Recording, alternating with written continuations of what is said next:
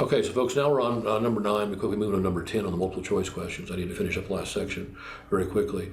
The argument then turns into, right, as Socrates will point out, about arts having authority over their craft.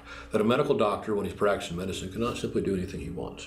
Right, he is guided and controlled, right, as it were, by the standards of best practices in medicine. Right, the same thing with a potter. A potter cannot take anything he wants and make pottery out of it. You have to use clay and things like this. You have to have a potter's wheel or other kind of implements of making pottery. You simply just can't toss, right, rocks in the sky and have them land and turn into pots.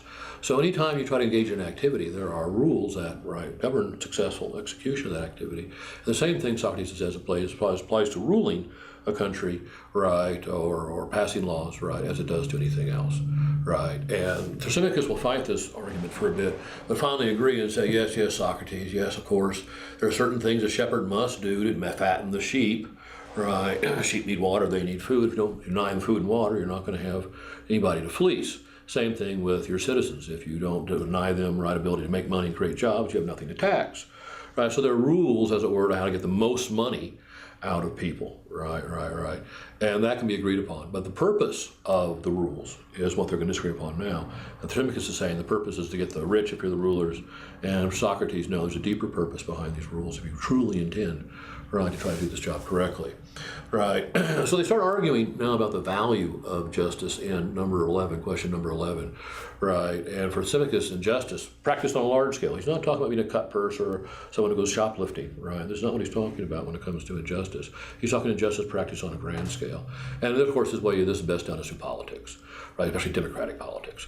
Tell everybody you can work real hard for them, get elected, and give your friends a bunch of money. They give you the money back, and everybody gets really rich. The old joke has become, there's no Democrats, Republicans in Washington anymore. They're just millionaires, right? Unfortunately, this is becoming very true in our country, right? So, yes, pretend to be just, right, but then, right, when you get in charge of things, right, rake all the benefits into yourself, right. The Panama Bank scandal that's coming out recently, and all the leaders in the world being implicated in that one, right? I think you have an ample example of what Thrasymachus is talking about, that yes, if you get in charge of these countries, you can make billions of dollars literally overnight, right? Now, Socrates will counter with saying that, no, you're misconceiving once again, Thrasymachus, what the purpose of the art of ruling is about. No art is designed to serve the person who practices it. Right? They get a fee for this. We compensate the doctor. Right? Practicing medicine does not serve his interest; it serves the interest of the patient. Right? Same thing with being a shepherd. You serve the interests of the sheep, not the interests of the shepherd when you're out there working with the sheep. So the same thing Socrates says goes with ruling. They're there to serve the interests, right, of the people and not the interests of yourself. Thrasymachus has a fundamental misconception about the real purpose, right, art of government and ruling, right. Thrasymachus will then argue back, okay, all right, maybe that's true, but still, right, injustice is, the wise course, the way you're going to end up with the most toys, right, you're going to have the most success in life if you, right, perhaps not break the rules all the time, but find very judicious points in time where you can violate the rules and then, right, grab a great deal, right. So Thrasymachus wants to think of injustice as a form of wisdom, as a form of virtue, as a form of proper behavior that an educated person would engage in. Only uneducated people would follow the ethics, right? Socrates starts pointing out that this kind of conception of me trying to win everything and take everything for myself is going against the very nature of what justice is.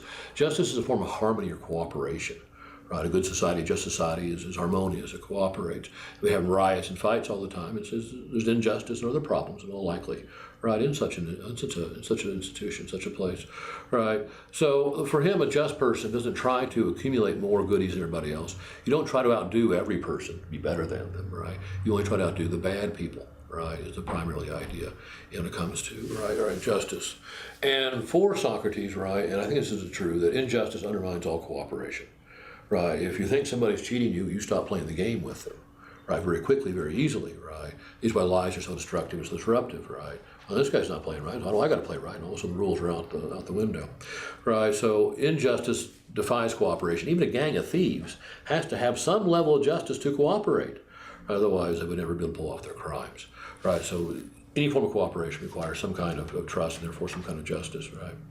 And this is where you get kind of Bronze Age, right? When Socrates could make an argument of the special function, everything has a special function. When he had very simple tools, it's very likely that everything did have a specific function. A spade is for digging, right? A pick is for, right, this or that. These days we have so many multifunctional things, it's hard to argue that everything has a special function, special purpose.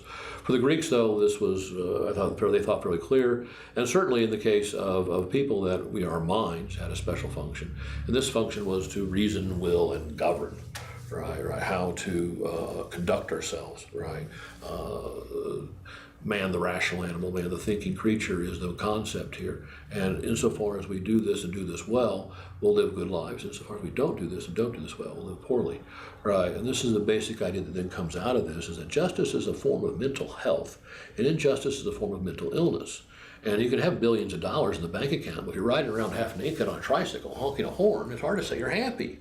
Right? Who wouldn't trade that condition of insanity for all their money for a condition of sanity? So injustice is a form of insanity, right? And it fundamentally is going to go against the cooperative nature. It's going to put you at odds with the rest of the species. And insofar as we are a tribal, a group-based, right species, being at odds with your compatriots, right, is not where you want to be, and at odds with yourself, right? For Plato, it's going to create a warring mind, and you'll fuel things you should not be fueling. But that'll take us to the end of book 1, where Plato then start off in the next book, right, with this real big question about Gyges' ring.